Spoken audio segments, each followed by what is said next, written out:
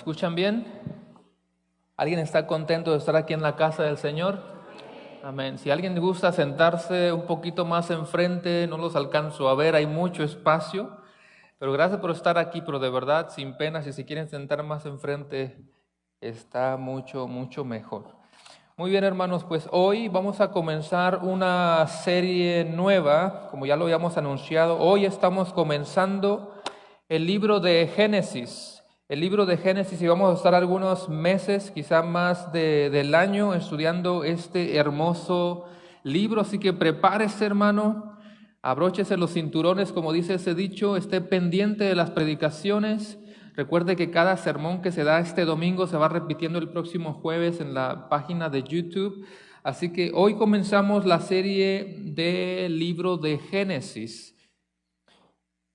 Aquí enfrente tengo una pintura que yo sabía que no se iba a alcanzar a ver, nada más la traje como una ilustración, y si alguien la alcanza a ver, quisiera pensar que va a conocer esta pintura muy famosa, que se puede ir desde los miles de dólares, o la va a encontrar aquí en el Ollys o en el dólar, ¿verdad? Una versión de $5, pero es bien conocido ese puentecito. Así que no el sermón de estas mañanas, sino toda la serie de Génesis la vamos a comenzar con esta ilustración. Las pinturas del famoso pintor francés Claude Monet, a ver si lo pronuncié bien, él tiene una serie de más o menos 200 cuadros que son llamados nenúfares de Claude, vamos a decirle Claudio, para no meternos en problemas, de Claudio.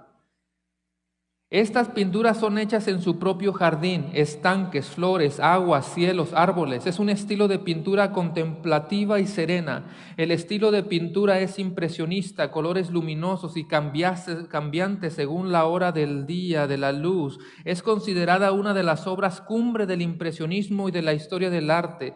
Varias de las pinturas más grandes de la serie están en el Museo de la Orangerie de París, ocupando salas enteras y creando una expectativa inmersiva. La gente viaja de lejos, horas y horas, para contemplar las obras del francés tituladas, repito, los nenúfares de Claude Monet.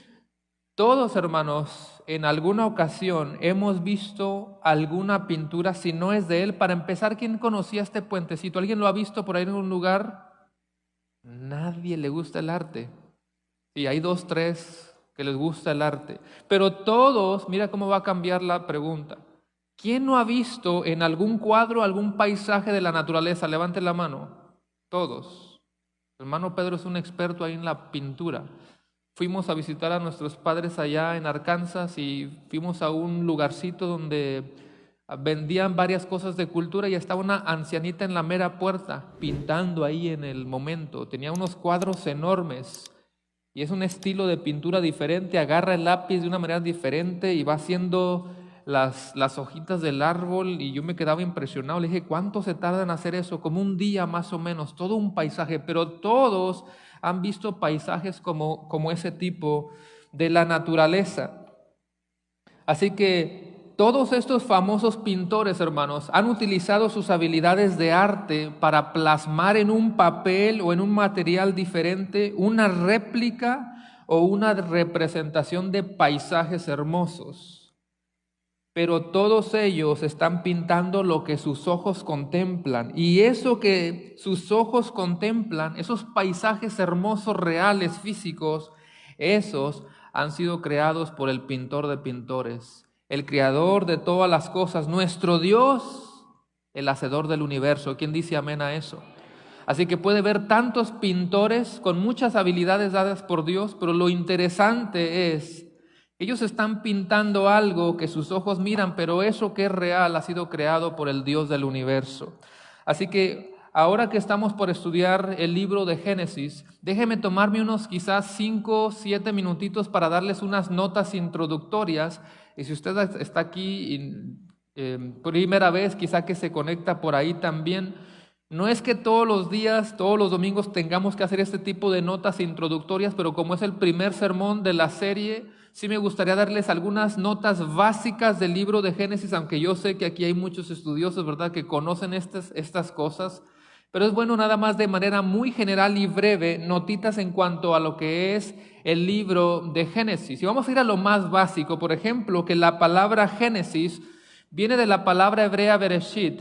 Génesis viene de la palabra hebrea Bereshit, que significa en el principio, porque en la cultura judía, y eso ya lo hemos explicado mucho tiempo antes, algunos se van a recordar, que en la cultura judía, hermanos, ellos nombraban los libros conforme a las primeras palabras de ese libro. Es decir, ¿cuáles son las primeras palabras del libro de Génesis?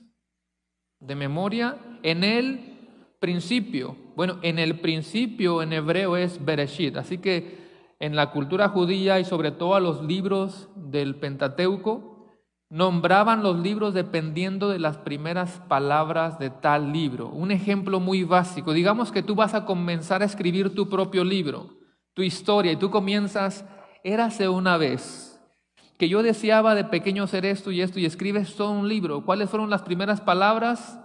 Érase una vez, así se va a llamar el libro.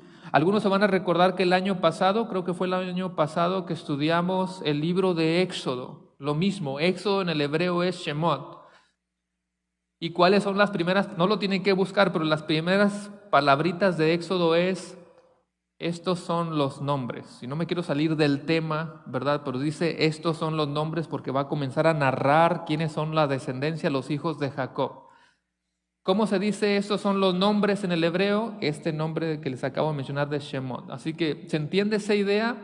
En la cultura de ellos, nombraban los libros conforme a la primera frasecita de cada libro. Así que los libros del Pentateuco, que ustedes los conocen de memoria, Génesis, Éxodo, Levítico, Números, Deuteronomio, eran nombres dados según las primeras letras de cada libro. Ya todos sabemos que Pentateuco, ¿a qué se refiere, hermanos? Pentateuco significa 5 cajas. Todos entienden la palabra penta, ¿verdad que sí? Los brasileños lo conocen muy bien esta palabra penta, ¿verdad que sí? Pentacampeón del mundo, ¿saben lo que significa? Y teuco es cajas, es la idea de un estuche, una cajita, donde hay un enorme rollo donde vamos a encontrar estos libros.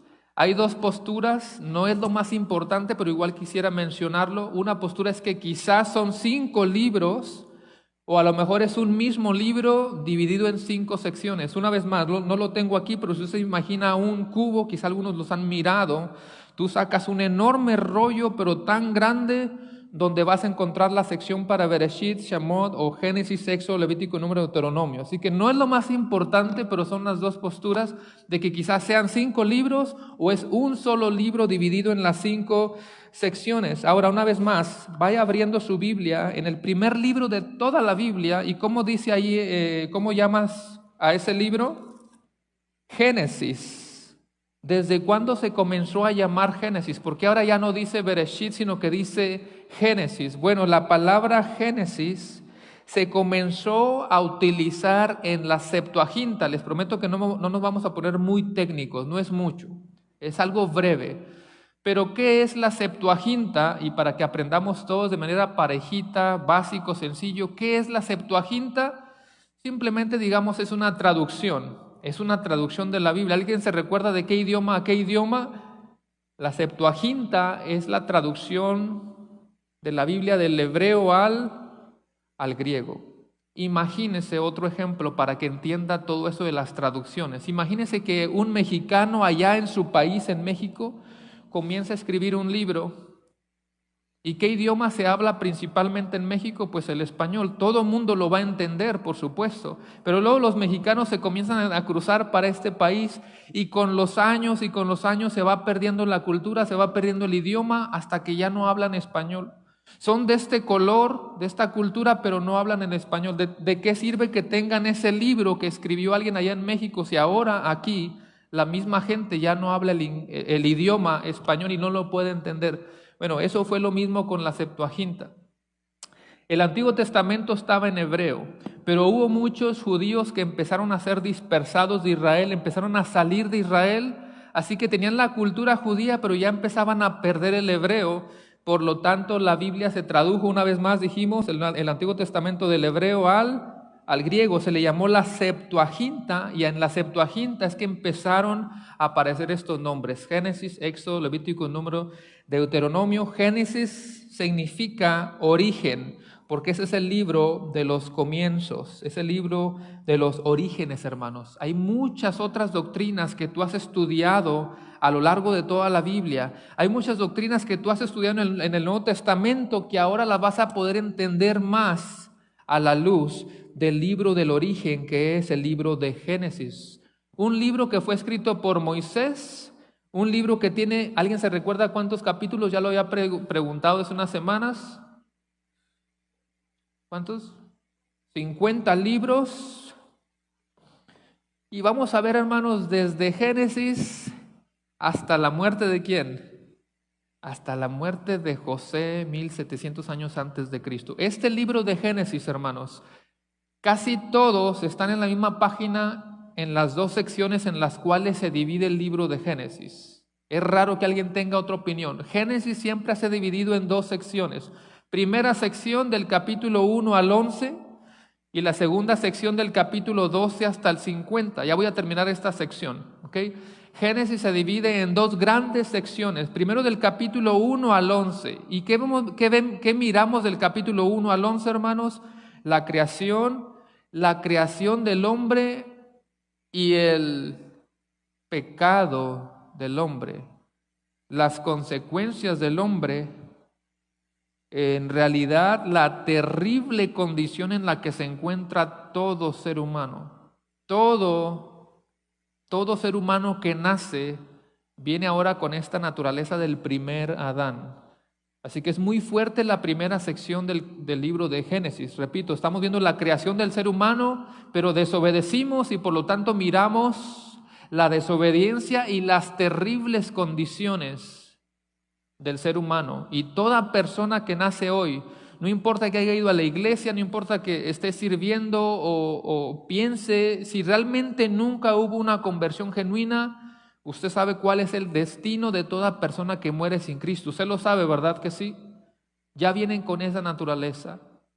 Pero en la segunda sección del libro, desde el 12 hasta el 50, podemos ver la fidelidad de Dios, podemos ver la gracia de Dios, podemos ver la misericordia de Dios, podemos ver cuando Dios va a elegir al pueblo de Israel. Y va a empezar a ver un montón de historias que usted miró en el video. ¿Quién no conoce la historia de Noé, la historia de Abraham, Isaac, Jacob, José? Y a lo largo de toda esa gran sección, hermanos, está el pueblo de Israel la mayor parte del tiempo desobedeciendo. Ahí miramos la depravación del hombre, desobedeciendo. Pero hermanos, cuando nosotros somos infieles, Dios permanece fiel para con sus hijos. Así que por un lado vemos la terrible mala noticia del pecado, pero también vemos la obra de redención que Dios tiene planificada desde antes de la fundación del mundo para alcanzar a sus hijos. Así que va a ser un hermoso, emocionante incluso libro que vamos a estar estudiando. Batallé incluso para saber cómo titular el sermón de hoy, porque si tú has leído el libro de Génesis, sobre todo si has leído el capítulo 1, hermano, hay tanto material en el capítulo 1 que dices, ¿cómo le ponemos de título? Hay muchas cosas de qué hablar, pero simplemente me fui a lo básico y le puse al sermón la doctrina de la creación. Doctrina significa simplemente enseñanza, ¿cierto? Pero para nosotros los cristianos es la enseñanza bíblica. ¿Qué tiene que decir la Biblia sobre la creación? Así que si alguien toma notas, el título es La doctrina de la creación. Le voy a pedir a todos que se pongan de pie para leer nada más 2, 3 versículos. Oramos y comenzamos. Era una enorme introducción. Yo sé que fue muy largo, pero era algunas notas generales de todo el libro, muy sencillas y básicas. Génesis capítulo 1, leamos nada más el versículo 1 y 2, por cuestión del tiempo nos vamos a brincar hasta el versículo 31, solamente son 3 versículos. ¿Lo tienen todos, hermanos?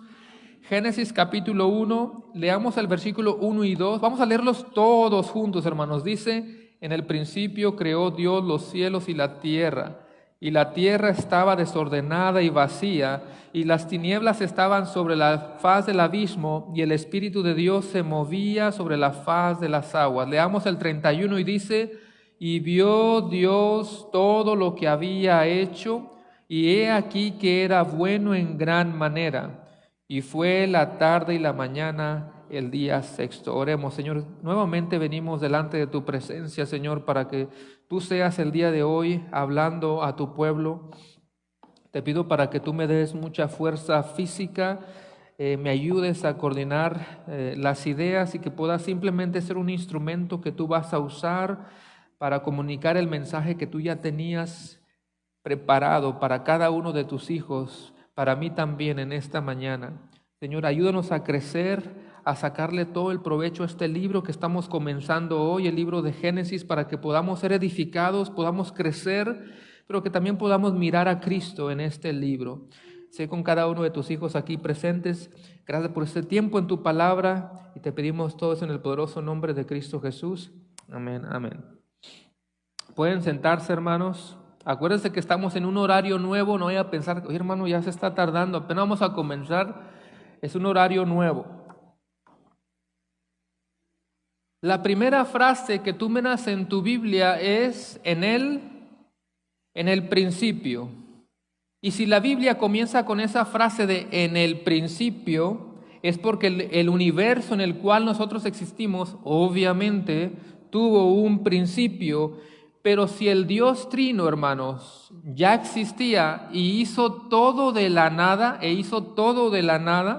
entonces definitivamente Dios no tiene un comienzo, nadie lo creó a Él, y eso nos está mostrando la eternidad de Dios. ¿Okay? Si Dios está creando todo de absolutamente nada, del vacío, no hay nada, y Dios ya estaba ahí, pues entonces Dios es eterno y nadie lo creó a Él. Antes de que existiera todo lo que vemos, hermanos, antes de que existiera el tiempo, antes de que empezara a correr o contar el tiempo, Dios ya existía desde siempre y para siempre y Él creó todas las cosas.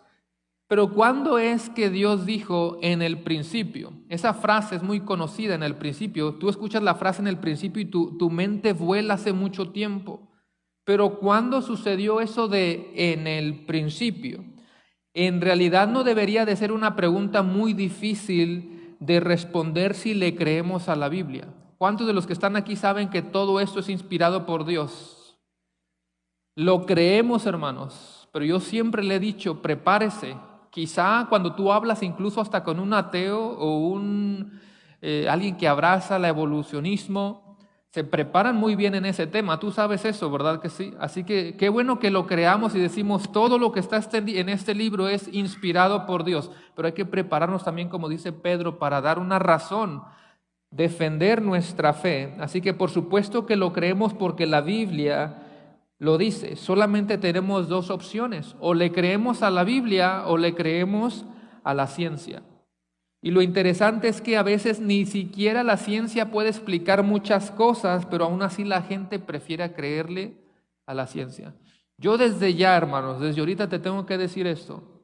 Aunque muchas cosas no las comprendamos, eso no significa que Dios no sea real o eso no significa que la palabra tenga errores. Más bien eso nos demuestra la grandeza de nuestro Dios y lo pequeño que nosotros somos. No somos capaces de comprender muchas cosas y desde ahorita se los digo también, va a haber muchas cosas en este libro que ni siquiera vamos a comprender y que a lo mejor yo no tengo respuestas para ellos. Es un libro difícil de predicar, pero necesitamos afirmar eso ahora, de que aunque no entendamos cosas, Dios es real y esta es su palabra y su palabra es suficiente y verdadera, simplemente que a veces no entendemos cosas por nuestra condición humana. La ciencia te va a decir que la Tierra tiene alrededor de millones de años y eso se nos ha enseñado en la escuelita a todos nosotros. No tiene que levantar la mano. Cuando éramos más jovencitos íbamos a la escuela, ¿qué se nos enseñaba? La evolución, ¿verdad que sí? La teoría de Darwin y que tiene millones y de millones y que los fósiles y tantas cosas se nos hablaba.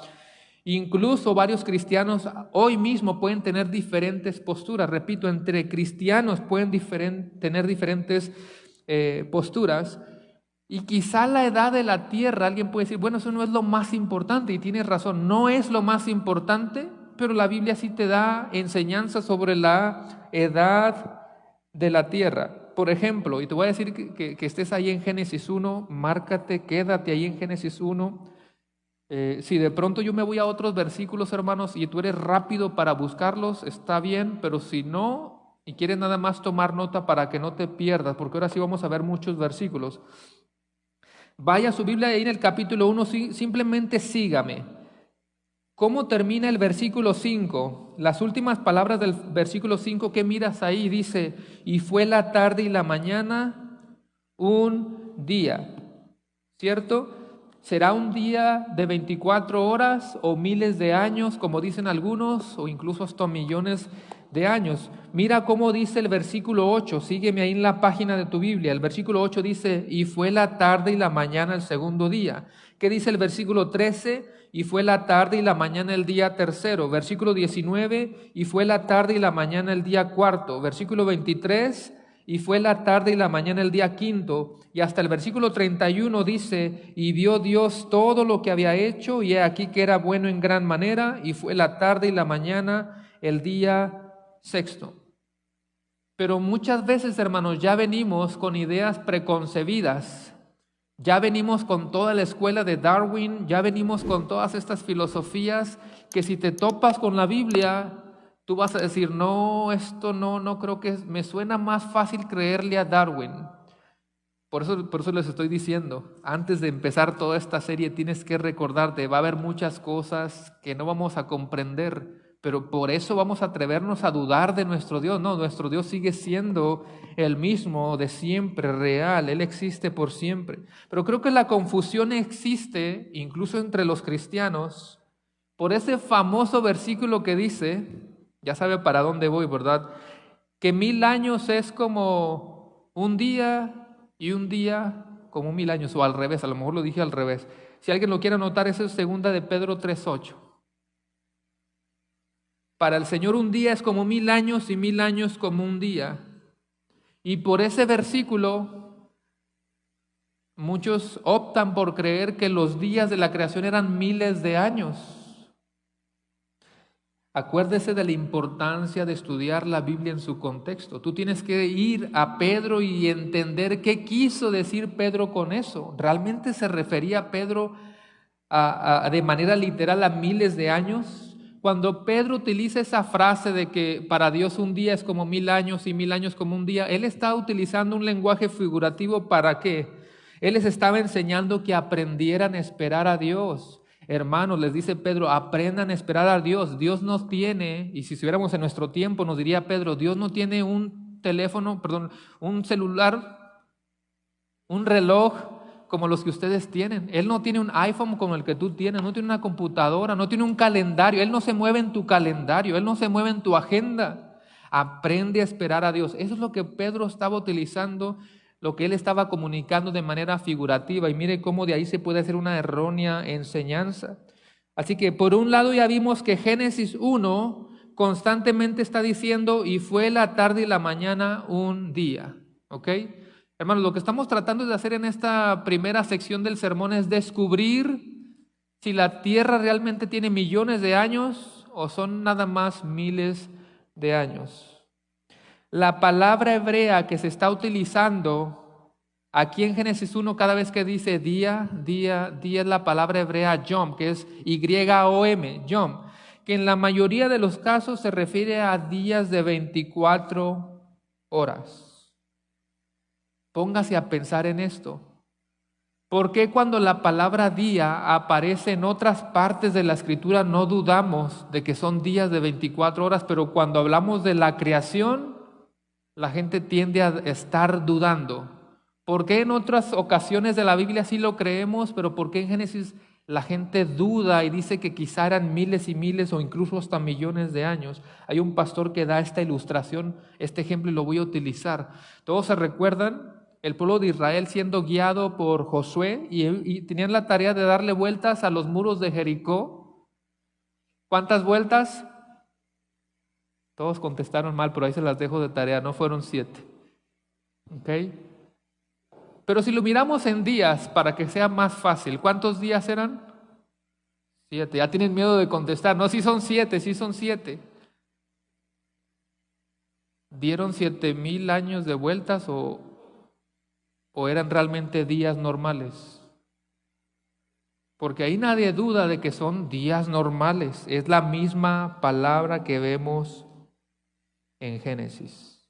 Un versículo clave que yo quiero que tú anotes para defender que la Biblia, que la tierra no tiene millones de años como muchos piensan, es Éxodo 20:11. Y tú vas a decir, Éxodo 20:11, ¿qué tiene que ver? Bueno, vamos a analizarlo. Éxodo 20:11, si quiere buscarlo, si quiere solamente escuchar, es cuando Moisés les está dando la ley al pueblo. Y Éxodo 20:11, lo estudiamos el año pasado, dice: porque en 6 días hizo el Señor los cielos y la tierra, el mar y todo lo que hay en ellos, y reposó en el 7º día.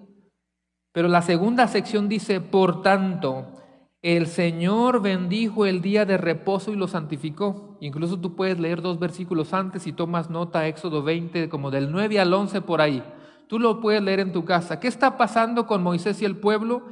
Moisés le está diciendo al pueblo, le está dando la ley de Dios, los 10 mandamientos, y uno de los 10 mandamientos, ¿cuál era? Que tenemos que guardar el día de reposo. No me quiero salir del tema porque no estamos hablando de eso, pero si alguien le pregunta, nosotros todavía seguimos guardando el día de reposo, pero nuestro sábado es Cristo, porque Él resucitó el primer día de la semana y por eso nos reunimos en un domingo, pero no ese es el tema. El punto es que Moisés está hablando con el pueblo, está hablando de que tienen que trabajar 6 días, pero que tienen que descansar un día porque Dios nos enseñó que el descanso también es bueno. ¿A quién le gusta el descanso? ¿Verdad que es necesario? No podemos estar trabajando todo el tiempo. Es bíblico y es necesario el descanso.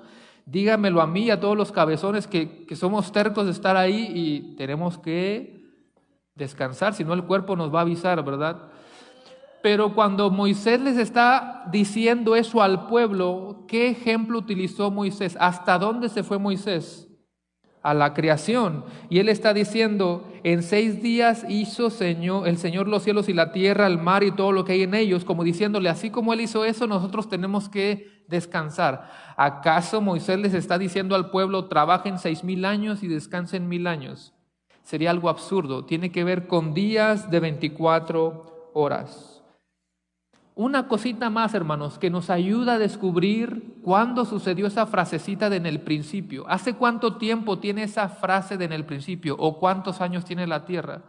Una cosita más, hermanos, es que las personas en la Biblia, Adán, Abraham, Jacobo, las personas en la Biblia, la cantidad de años que ellos tienen, las genealogías, las descendencias, todo eso te va dando una pista de cuántos años tiene. Yo creo que sería un trabajo muy, muy trabajoso, valga la redundancia, para ir sacando esos detalles, pero hay gente que ha hecho todo eso. Y al principio yo tenía pensado poner algo en la pantalla para que no se me confundieran mucho, ya no me dio tiempo, pero espero que me pueda comprender aquí. ¿En qué tiempo nació Adán? ¿En qué día? Bueno, basado en lo que la Biblia dice, pues si el hombre fue formado ¿en qué día, hermanos? Ya nadie quiere contestar. ¿Para qué les hacías esa pregunta al principio? Pero estúdienlo, no fueron 6 vueltas ni 7 que dieron. Ahí está de tarea extra. Muy bien. 6 días tiene la tierra. El ser humano es formado, es creado. Desde Adán hasta Abraham pasaron 2,000 años. Repito, me encantaría haberlo tenido ahí. Escuche, de Abraham, otra vez me equivoqué, perdón. De Adán a Abraham, 2,000 años. Y de Abraham hasta Cristo, otros 2,000 años. ¿Se entendió eso, hermanos? Adán a Abraham, 2,000 años, y de Abraham hasta Cristo otros 2,000. ¿Cuántos sumamos? O sea, que podemos decir que Abraham existió ¿cuántos años antes de Cristo? Alrededor de 4,000. Sí dije Adán, ¿verdad? Hermanos, no estoy coordinando bien de mis ideas. Desde Adán hasta Cristo, ¿cuánto? 4,000. Así que piense Adán, Abraham, Cristo. Y de Cristo hasta hoy más o menos ¿cuántos llevamos? Así que, ¿qué pasa con los que dicen de esos fósiles que tienen millones de años? No vamos a hablar de los dinosaurios, si existieron o no existieron, pero si existieron son miles, no millones. Yo sé que nos va a costar aceptarlo porque muchos crecimos con esas enseñanzas y nos iban formando desde pequeñitos. Basado en la evidencia bíblica, hermanos, la Tierra tiene 6.025 años aproximadamente. Así que, repito, no era quizá lo más importante, pero sí la frase en el principio nos está enseñando desde cuándo Dios empezó a crear todas las cosas. Otro detalle muy importante que podemos encontrar en ese primer versículo, en el principio creó Dios los cielos y la tierra, es la Trinidad, hermanos. La Trinidad está funcionando unida en la creación. No son puntos, no tengo punto 1, 2, 3, pero sí como secciones. Así que esta segunda sección miremos la Trinidad en la creación. Esta frasecita de en el principio, ¿en dónde más la encontramos? Teólogos, ¿dónde la encontramos? En Juan 1:1, que dice, en el principio creó Dios los... Ya ven, hermano, no ando bien. En el principio era el verbo y el verbo era con Dios y el verbo era Dios. Eso nos está mostrando la Santísima Trinidad. Hoy, hermanos, quizá como nunca antes, por si no lo sabía, es una doctrina que está siendo atacada mucho en estos días. Entre más hay recursos, entre más hay fuentes, las redes sociales, todo el mundo está atacando a la Trinidad, que eso es falso. Ahora ellos nos están llamando herejes a nosotros.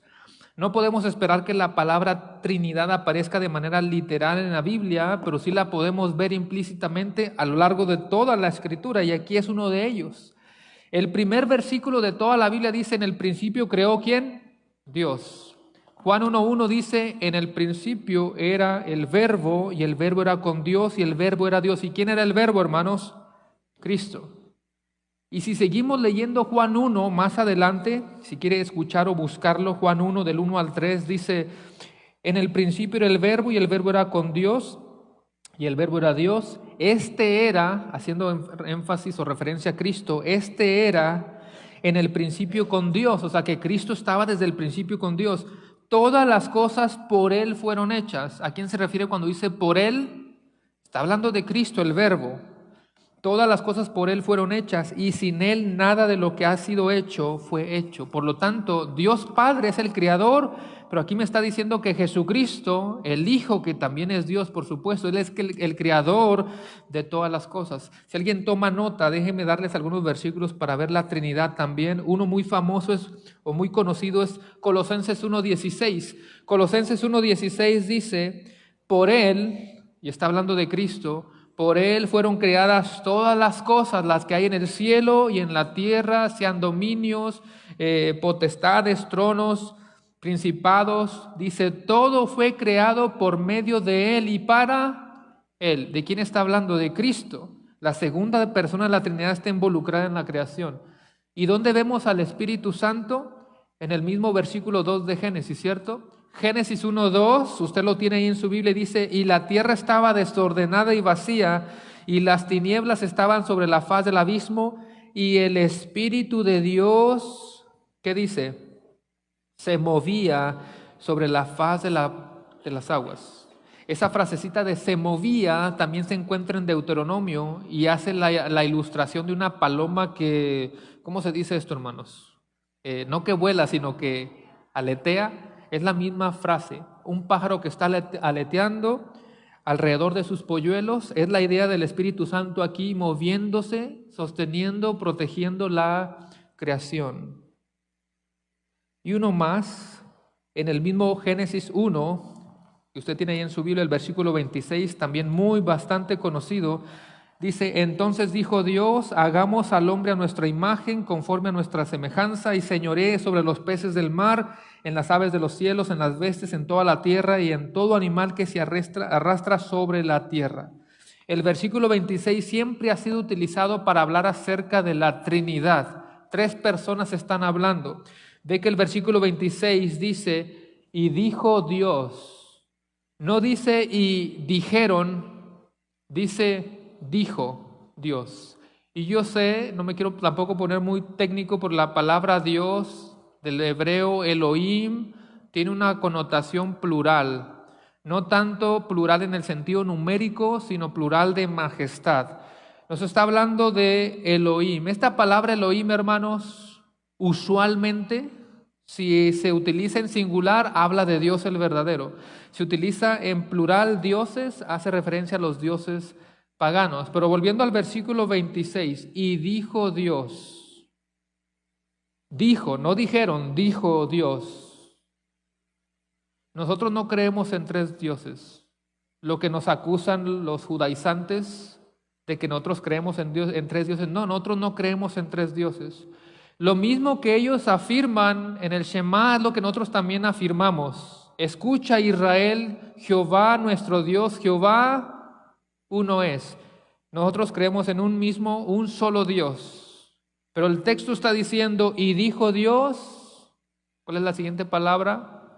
Hagamos en plural. Ahí está Dios Padre, Dios Hijo, Dios Espíritu Santo obrando en la creación. Así que no esperes ver la palabra Trinidad de manera literal, pero todos sabemos, si tú has estudiado la Biblia, sabes perfectamente que a lo largo de toda la Escritura tú encuentras evidencia de un solo Dios en tres personas, Dios Padre, Dios Hijo y Dios Espíritu Santo.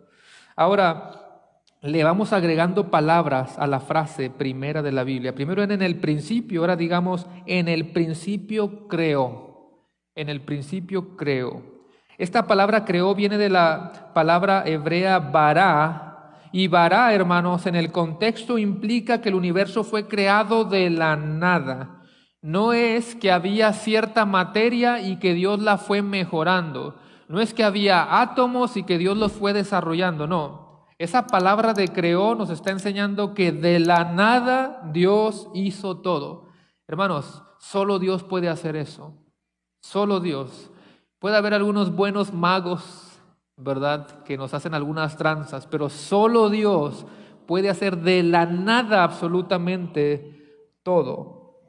Eso lo confirma Hebreos 11:3. Si quieren nada más escuchar, Hebreos 11:3 dice, de modo que lo que se ve fue hecho de lo que no se veía. Hermanos, nuestro Dios es tan poderoso, ¿no le parece? Nuestro Dios es tan creativo que solamente utilizó su palabra y llamó las cosas que no son como si fueran. Sobre todo hoy en este momento que está de moda esto de hablar para que las cosas sucedan y mandarle a Dios. No, solamente Dios puede hacer eso, hermanos. Él habla y las cosas pueden suceder. Él habla y las cosas se pueden formar. Él habla y las cosas se pueden transformar. Todo lo hizo con el poder de su palabra. ¿No te parece que eso es una enorme verdad, hermanos? El poder de la voz y la palabra de nuestro Dios. Una vez más, no tengo puntos, punto 1, 2, 3, que a veces hasta se concuerdan los puntos, solamente son secciones. Quiero que ahora miremos el poder de la palabra de Dios. El poder de la palabra de Dios. Solamente Dios dijo, sea la luz, y fue la luz. Una vez más, quédese en Génesis 1.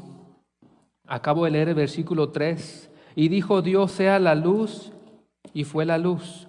Y esa palabrita de y dijo Dios es una palabra que se está repitiendo constantemente. Si tiene su Biblia, mira el versículo 6. ¿Cómo comienza el versículo 6? Dice, luego dijo Dios. Versículo 8, y llamó Dios. Versículo 9, dijo también Dios. Versículo 10, y llamó Dios. Y puede seguir la lista, hermanos. Dios dijo, Dios dijo, Dios dijo. Ahora es, yo digo, yo digo, yo digo. No, es Dios. Solo un Dios como el nuestro tiene el poder para hacer esto. Tiene toda la sabiduría y toda la creatividad. Él usó su palabra y llamó las cosas, como ya lo mencioné, que son como si fuesen, o que no son como si fuesen. Por su poderosa y sabia palabra fueron creadas todas las cosas. Qué glorioso es nuestro Dios. El Salmo 33:9 dice, porque Él dijo y fue hecho, Él mandó y existió. Sigue reflejando en la grandeza de nuestro Dios, hermano. ¿Quién puede hacer eso? Repito, Él dijo y fue hecho, Él mandó y existió. Ningún ser humano, ninguna criatura tiene la capacidad de hacer eso. Solamente nuestro Dios puede hablar y que sea hecho, mandar y que exista. Una vez más, es la voz de Dios, es la palabra de Dios, la cual es poder. Él habla y todo sucede, Él habla y la naturaleza responde, Él habla y la naturaleza actúa.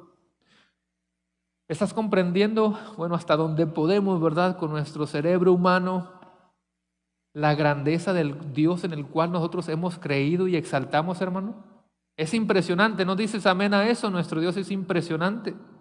Repito, Él habla y la naturaleza responde. Él habla y la naturaleza actúa. El Salmo 148 es un salmo donde nos dice que el sol alabe a Dios, que la luna alabe a Dios, que las estrellas alaben a Dios. Y vuelve a afirmar, porque Él mandó y fueron creados. Hermanos, es el poder de la palabra de Dios. Fue lo mismo que le pasó a Jesús, porque Jesús también es Dios, por supuesto. Cuando se quedó dormido en la barca, ¿se recuerda? Él está dormido en la barca con sus discípulos. Se desató una tormenta más grande de las que se vienen aquí en amarillo, terrible tormenta, porque dice que las olas eran tan grandes que cubrían la barca. Otra traducción dice que parecía que la barca se iba a quebrar. Nosotros estaríamos con el mismo miedo. No es cualquier tormenta, se está moviendo. Imagínate todo ahí que parece que cubre la misma barca. ¿Y qué dijeron los discípulos? Levántate, no te preocupamos, no te importa que perecemos, no te importa, no estás viendo que estamos casi a punto de morir, levántate. Y Jesús se levantó y reprendió al viento y el mar. Reprendió. Le dio una regañada al viento y al mar. ¿Quién le habla al viento y al mar, hermanos? Al menos que ya no estemos cuerdos, pero ¿quién le va a estar hablando al viento y al mar? Jesús les puede hablar, ¿sabe por qué? Porque Jesús señorea sobre la naturaleza. ¿Y por qué señorea sobre la naturaleza? Porque Jesús es el creador de la naturaleza. Jesús es el creador de todas las cosas. Le habló al mar y al viento y le dijo, calla, enmudece. Así como cuando tú le dices a tu hijo silencio, y qué obedientes son, ¿verdad? No te hacen caso ni tus hijos. Y Cristo hablándole al viento, al mar, enmudece. Y la Biblia no dice que pasaron 15 minutos. Imagina la tormenta. Si estamos hablando de una tormenta que dice en una traducción que parece que la barca se va a quebrar en pedazos, ¿te puedes dar una idea de la tormenta? Y cuando dijo Cristo que enmudezca, no fue que dice que poco a poco, no, de repente. Y lo hace más impresionante. Imagínate, oscuro, los truenos, un movimiento tan grande y de la nada enmudece y todos. ¿Alguien ha estado en el mar, fuera de algún charquito aquí amarillo? Un mar donde se respira esa paz, esa tranquilidad. Él le puede hablar a la naturaleza. Y fue tanta la impresión que estos discípulos, que ya llevan mucho tiempo con Jesús, se vuelven a sorprender. ¿Y qué preguntan los discípulos? ¿Quién es este? ¿Qué dice? Que aún los vientos y los mares le obedecen. ¿Que no llevan mucho tiempo con Cristo? Usted y yo también nos sorprenderíamos. ¿Quién es este? ¿Puedes responder tú esa pregunta? ¿Quién es Él? Él es el Dios verdadero, el creador de todo el universo, amén. Y por eso puede hablarle a su naturaleza y la naturaleza le responde y se somete a su creador. Hay un contraste. El contraste es lo que enseña la ciencia sobre la creación del universo. No sé cuánto tiempo llevo, hermanos. Como 10 minutos, ¿verdad? Más o menos. La famosa teoría del Big Bang, que sigue siendo el modelo científico más aceptado en el mundo para explicar el origen del universo. ¿A poco no? Todos sabemos, aunque no estés de acuerdo, quizá ya no creemos en eso, pero sigue siendo el modelo más usado en todo el mundo y aceptado en cuanto al origen y la evolución del universo. No me voy a poner tampoco muy técnico, pero súper rápido. ¿Qué es lo que enseña el Big Bang? Aquí van 3 cositas bien rápidas. Número 1, la teoría del Big Bang enseña que el universo tuvo un comienzo. Bueno, en eso estamos de acuerdo. Por supuesto que la creación, el universo tuvo un comienzo, pero enseña que fue hace 13.8 millones de años. y ahí no estamos ya de acuerdo. Ellos dicen que el universo estaba concentrado en un punto extremadamente caliente conocido como una singularidad. En segundo lugar, enseña la teoría del Big Bang expansión, no explosión. Así dice el punto 2, expansión, no explosión. Se trata de una expansión rápida en el espacio y hasta el día de hoy el universo ha seguido extendiéndose. Así que una vez más, repito, ¿qué enseña la teoría del Big Bang? Número 1, que el universo tiene alrededor de 13.8 millones de años. También enseña de una expansión que hasta el día de hoy sigue creciendo. Y número 3, la formación de la materia. Dicen que después de cientos de miles de años, unas partículas subatómicas se unieron para formar átomos. Hermanos, yo sé que cada vez que hablamos de cuestiones de ciencia puede sonar complicado, pero nada más una cosa. La ciencia siempre es lo mismo. Si ellos dicen que hace millones de años hubo algunas partículas subatómicas y que de ahí se formó esto, y que de ahí se formó esto, entre más tú te regreses, ya no van a saber qué decir, porque entre más tú te regreses, mira, aquí hay una molécula o aquí hay una materia pequeña, sí, pero ¿de dónde vino eso? Y va a llegar un punto en el que ya no van a saber qué decir. De hecho, en este mismo estudio, hermanos, de lo que enseña el Big Bang, ellos mismos en sus notas dicen, una pregunta, ¿qué es lo que no explica la teoría del Big Bang? O sea, que hay algo que no explica y dicen, no responde a qué había antes del Big Bang, ni por qué ocurrió. Es todavía objeto de investigación y debate de cosmología. La ciencia y las teorías no saben qué responder, hermanos, en cuanto a qué había antes del Big Bang. Pero todo cristiano debe afirmar que antes de todas las cosas Dios era. Antes de la creación del universo, Dios era. Antes de la creación del ser humano, antes de todas las teorías, Dios era. Lo que la Biblia dice, hermanos, repito, no siempre lo vamos a entender. Pero si la Biblia dice, en el principio creó Dios los cielos y la tierra, yo decido creerlo. Porque yo le creo a lo que la Biblia dice. Y creo que el Señor es el creador del universo y que lo hizo con el poder glorioso de su palabra. Ya lo cantábamos, hermanos, uno de los cantos, estábamos cantando literalmente Isaías 40:12, que dice, ¿quién midió las aguas? Y aunque en la Biblia hay muchas cuestiones literales, no tenemos duda de pensar que Dios tiene este poder. ¿Quién midió las aguas en el hueco de su mano? Con su palmo tomó la medida de los cielos. Con 1/3 de medida calculó el polvo de la tierra. No sé si tú has agarrado un puñito de polvo y es de locos, ya no estaríamos cuerdos pensar en contar el polvo. Imagínate nuestro Dios que tiene calculado el polvo de toda la tierra, pesó los montes con una báscula y las colinas, dije cocinas, tengo hambre, las colinas con la balanza. ¿Quién guió al Espíritu del Señor o como consejero suyo le enseñó? Que por cierto, hermanos, aquí está otro pasaje para ver al Espíritu Santo en la creación, por si alguien quería tomar eso, también es Isaías 40:13, porque dice, ¿quién guió al Espíritu del Señor? O sea, está poniendo al Espíritu como el creador de todas las cosas. ¿Quién puede comprender la grandeza de nuestro Dios, hermanos?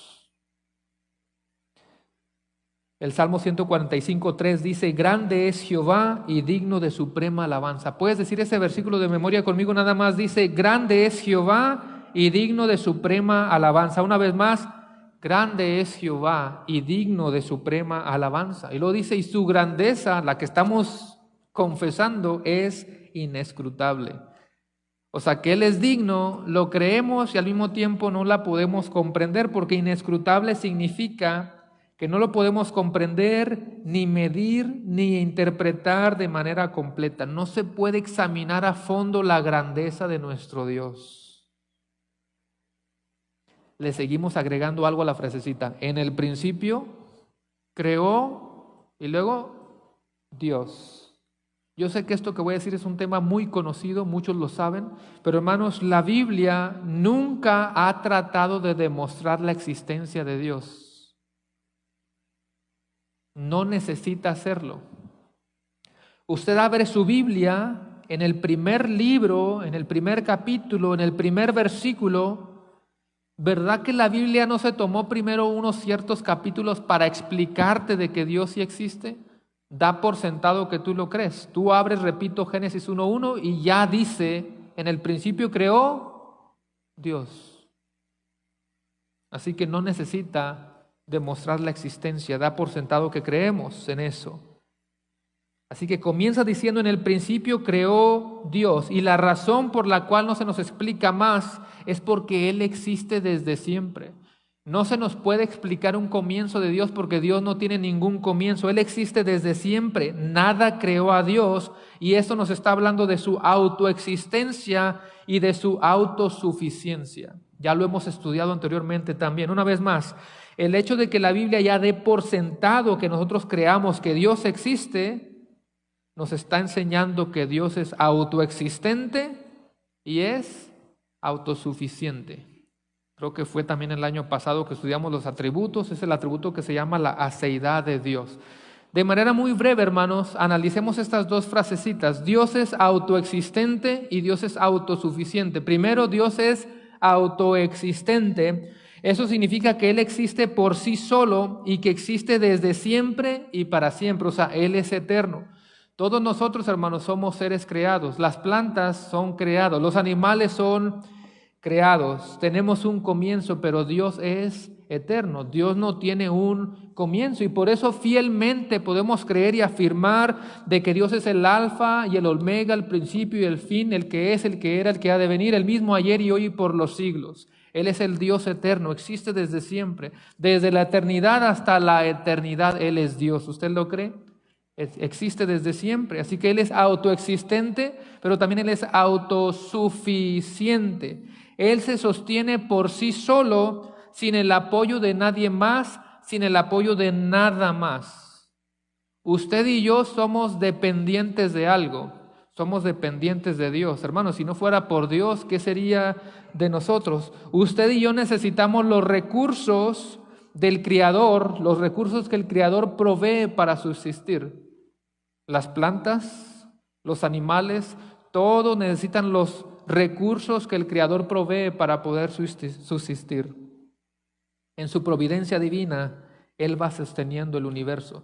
Dios no solamente es el creador de la tierra y el universo, Dios es el que está sosteniendo el universo, el que está sosteniendo la tierra. Por lo tanto, Él es creador y sustentador. Hermanos, eso se llama la providencia de Dios. Si Dios quita su mano de nosotros, desaparecemos así. Así de grande es nuestro Dios, el cual es, repito, autoexistente, pero también autosuficiente. Y luego, si le seguimos avanzando en el versículo, dice, en el principio creó Dios, y luego dice, los cielos y la tierra. Espero que todavía esté ahí en Génesis 1.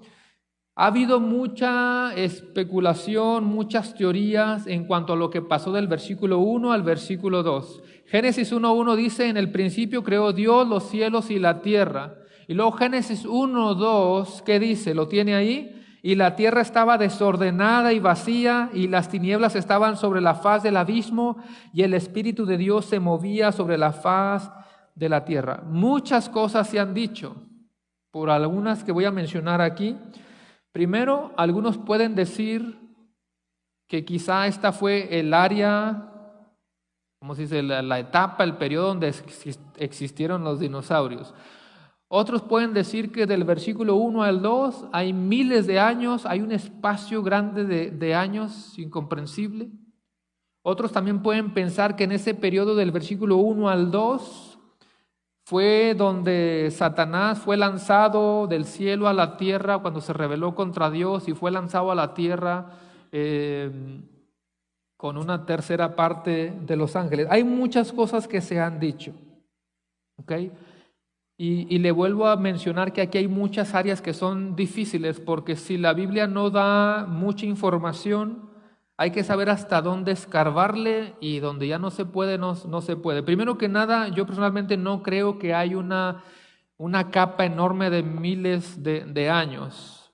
Muchos sostienen esta postura de que el versículo 1, hermanos, te dice que Dios creó los cielos y la tierra, y luego en el versículo 2 comienza a explicarte cómo sucedió todo eso. La expresión del versículo 1 en el principio creó Dios los cielos y la tierra. Esa frase de cielo y tierra se refiere a toda la creación de nuestro Dios.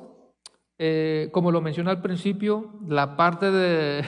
Nunca hemos hablado de esto, ¿verdad? No sé cuáles son posturas entre ustedes de creer en dinosaurios o no en dinosaurios. Le respetamos su decisión, ¿verdad? Cada uno tiene ahí... Hay unos textos en Job que hablan de algunas criaturas. A mí personalmente todavía no me convence mucho, pero no nos vamos a pelear si hubo dinosaurios o no, ¿verdad? La razón por la que tampoco creo que en ese periodo del 1 al 2 fue que Satanás fue lanzado a la tierra, es por lo que dice el versículo 31. El versículo 31, ¿cómo termina Dios su creación? Antes de descansar, dice, ¿y vio Dios algunas cosas? Todo, no me suena como que Satanás ya estuviera involucrado ahí, así que, y vio Dios todo lo que había hecho, y he aquí que era bueno en gran manera, y fue la tarde y la mañana el día sexto. Por lo tanto, mi postura es que antes del pecado del ser humano, en el capítulo 3, en algún periodo antes, por ahí fue que sucedió todo esto. Última hojita, hermanos, dígame en el que está cansado. Ay, qué bueno, excelente. No sé si nos dijeron nada porque están bien dormidos, pero bueno, o ya tienen hambre. Aquí estoy contando, hermanos, no ha sido un sermón largo, pero es que es el primer domingo, recuerde, con el nuevo horario que estamos estrenando ahora. Así que, ¿cuál fue el orden de la creación? Quizá esto no es tampoco lo más importante, no es que tú te tengas que memorizar qué se creó en el día 1, en el 2, de pronto hay algunos jueguitos en los teléfonos, me gusta jugar juegos de preguntas, así aprende uno y practica, y te dice, ¿qué creó Dios en el día 4? Y no nos recordamos. Quizá no es lo más importante, pero nada más lo leo. En el primer día Dios creó la luz, acuérdense que Él dijo, y dijo Dios sea la luz, y fue la luz, el día y la noche. En el segundo día Dios creó los cielos, la expansión de los cielos. En el tercer día descubrió lo seco y creó la tierra y los mares. Creó también la hierba verde, árboles. En el cuarto día Dios creó el sol, la luna, las estrellas, o sea, todos los astros fueron creados en el cuarto día. ¿Qué hizo Dios en el quinto día? En el quinto día Él creó los animales terrestres, pero también creó en el sexto día al ser humano. Entonces, antes de descansar, dice, vio Dios todo, o sea, que eso le agradó a Él. Es gloria para Él, por eso dice el Nuevo Testamento que todo fue creado por medio de Él y para Él.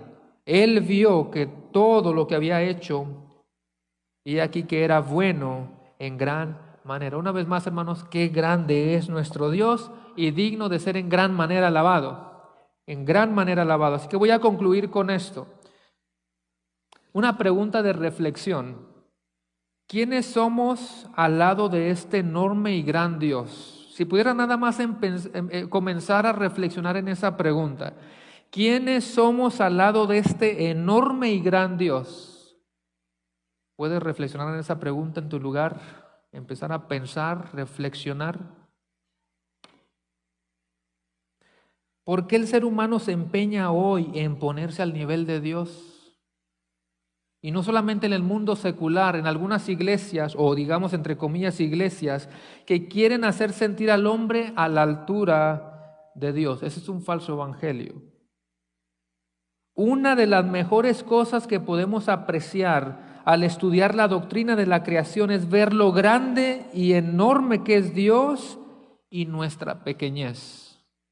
¿Me van siguiendo, hermanos? Espero que cuando estudiemos todo el libro de Génesis te haga contemplarlo más todavía. No, yo sé que en el sentido espiritual tenemos un Padre, hermanos, accesible para nosotros y se compadece de nosotros.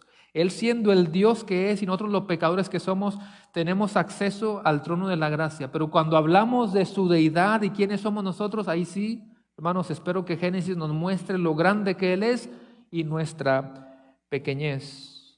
Cuando miramos la grandeza de nuestro Dios en la creación, en la naturaleza que gozamos hoy, nos debería, escucha, de llevar a mirar la visión que tuvo Isaías, viendo a Dios sentado en el trono, reinando con poder, viendo a Dios sentado en un enorme trono y querubines a su alrededor cantándole, Él es santo, Santo, santo, Jehová de los ejércitos, toda la tierra está llena de su gloria.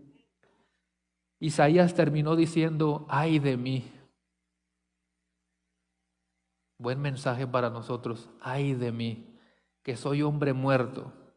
Ay de mí que soy hombre muerto cuando se trata de compararnos con la grandeza de nuestro glorioso y majestuoso Dios, el cual es 3 veces santo. Cuando estudiemos al Dios de la creación, nos debería de llevar a pronunciar las palabras del salmista David. ¿Cuáles palabras del salmista David? El Salmo 8. Y quiero que cierren sus ojos. Repito, cuando estudiemos al Dios de la creación, nos debería de llevar a pronunciar las palabras del salmista David. De ahí con sus ojos cerrados, mientras meditas en la grandeza de Dios y nuestra pequeñez.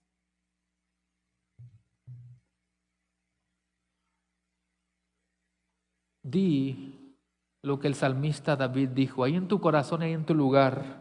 Oh Jehová, Señor nuestro, cuán glorioso es tu nombre en toda la tierra. Analízalo ahí en tu lugar sentado con mucho respeto y devoción.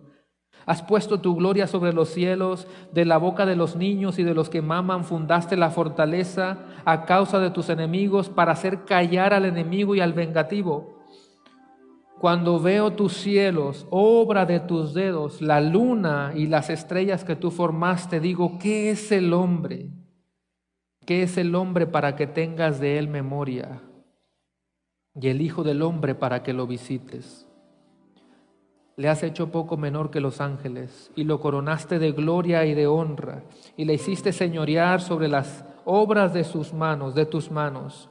Todo lo pusiste debajo de sus pies, ovejas, bueyes, todo ello, y al mismo tiempo las bestias del campo, las aves de los cielos y los peces del mar, todo cuanto pasa por los senderos del mar. Y vuelve a repetir el salmista, oh Jehová, Señor nuestro, cuán grande es tu nombre.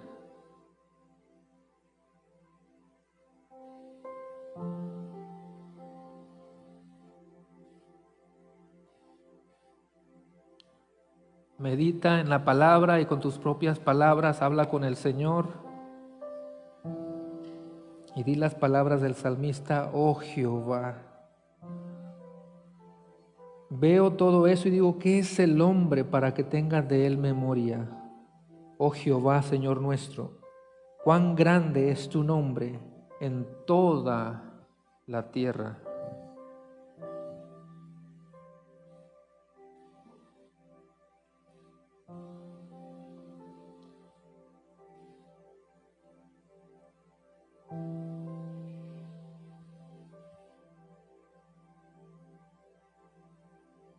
Gracias por tu palabra, Señor. Gracias por hablarnos. Gracias por recordarnos tu majestad, tu grandeza, tu soberanía, tu gloria. Mirarte como el creador de todas las cosas y poderte contemplar hasta donde tu palabra revelada nos permite revelar, nos permite admirar. Permite que nosotros seamos criaturas que constantemente, que diariamente están contemplando a ese Dios del universo. Y es necesario que nosotros diariamente contemplemos al Dios del universo, porque es un recordatorio diario de quién es Él, quiénes somos nosotros. Señor, gracias por tu palabra en esta mañana, gracias por hablarnos. Sé con nuestros corazones a lo largo de todos estos meses en los cuales vamos a sumergirnos en este hermoso libro para que sea tu palabra hablándonos a nosotros. Que en cada sermón podamos acercarnos cada vez más a ti, que podamos crecer, que podamos ver nuestro pecado, pero también tu obra de redención. Así como nosotros contemplamos la hermosura de un bebé que ha nacido, así como nosotros contemplamos las flores, las hierbas, los paisajes, la naturaleza, vamos a alabar y a exaltar no a las cosas creadas, sino al Creador de todas esas cosas.